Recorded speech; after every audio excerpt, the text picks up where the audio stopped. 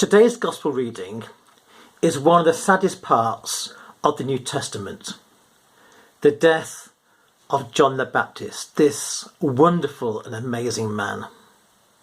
Jesus said of him in Matthew's Gospel, "Truly I say to you, among those born of women, there has arisen no one greater than John the Baptist." Now it is hard to talk about this passage without mentioning that P word. You know the P word? Politics. Sadly, there is a common idea among Christians that this word should be banned from our discourse and from the pulpit because, well, we're above that sort of thing, people say. But the Bible discusses power and wealth and how it should be managed in the public arena on many occasions, and especially by Jesus. Now, in Mark chapter 1, John was arrested for having pointed out publicly the adultery and unlawful marriage of Herod, who took his half-brother's wife, Herodias. And now, as explained here in Mark chapter 6, Herodias bore a terrible grudge against John and wanted him dead. But Herod was secretly fascinated by John. In fact, we're told he feared him. Well, you must make up your own judgment about our present reality. But I contend that what applied to Herod also applies to our public leaders and figures today. Whether they have been elected to office, appointed, or if they have inherited their position through family connection. We cannot say that the personal morality of prime ministers, heirs to the throne, or presidents has nothing to do with us.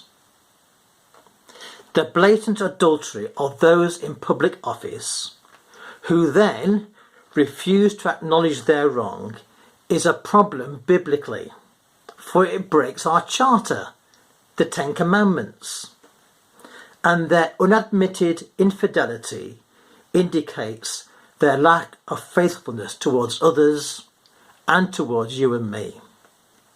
Faithfulness is a necessary quality of any leader. This is why John made so much of the issue. Yet isn't it interesting and fascinating that we as the church have instead spent so long talking about whether or not faithful gay relationships are right? We are probably centred on what we feel uncomfortable with, while ignoring what the Bible centres on: fidelity and faithfulness in all aspects of life and all relationships. Now, I recognise that adultery happens, sadly, as does all sin. But God is merciful and will restore us. And we need to own up to what is out of order in our lives, and that is okay. But unrepented infidelity, especially in a particular office of leadership, is a serious problem. For it starts to rip the social fabric. It starts to damage the community. Whether that is in public office or in the church, the community is not left unaffected by what happens. Trust and faithfulness is crucial for the flourishing of any group of people. Those in leadership should set the standard and show how it is done for others to see. So Herod had always feared John. Maybe there was a deep respect and intrigue there, and he tried to keep him alive. But this is how John came to die. Herod, being an insecure man, as many leaders are, and full of who he thought he was, calling himself a king when actually Caesar was the king, held a birthday party for himself, a royal birthday party, to which he didn't just invite his friends and family, but the nation's powerful elite. an incestuous relationship of governmental, military and commercial interests who dined and feasted on the taxes of the poor. During the party, the daughter of Herod's illicit wife, no doubt good-looking like her mother and probably fancied by Herod as well, danced in front of all the men of power and connection, and wowed them with her dazzling performance. At the end, the king, full of his own ego and narcissistic nonsense, made an indulgent promise. "My dear," he said, "ask for whatever you want, up to half of my kingdom, and you can have it." As if it was his to give. It wasn't. Possibly shy of her stepfather's intentions, she sought counsel from her mother. "What shall I ask for?" And her mother, without missing a beat, spits out the head of John the Baptist.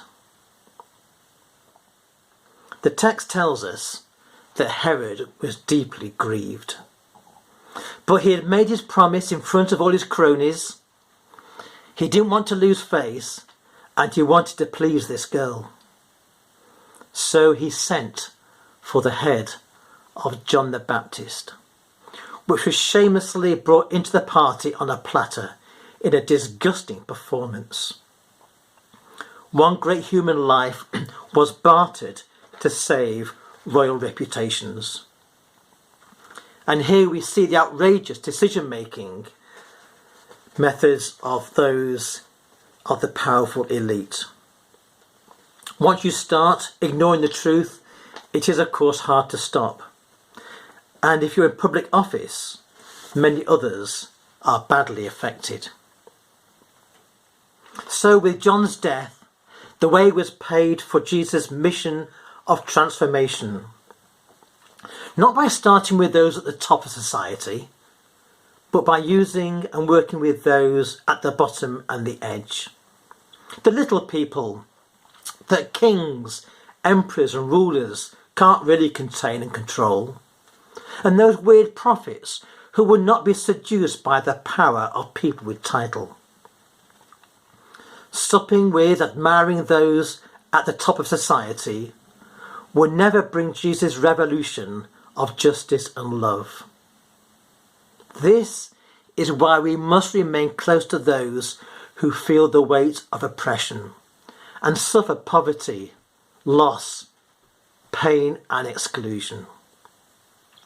For it is in and through such little people that God usually chooses to work. The message isn't that God can use these people. The message is God seems to prefer to use these people, for they can see what others cannot see.